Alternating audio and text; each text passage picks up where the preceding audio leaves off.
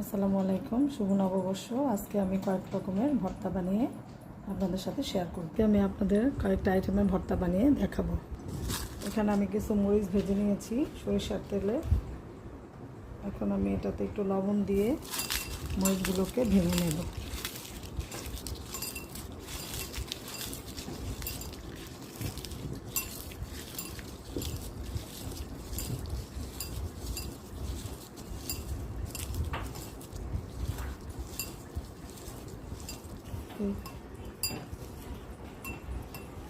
এখন মরিচের সাথে পেঁয়াজ দিয়ে আমি একটু ভালো করে চটকে নেব।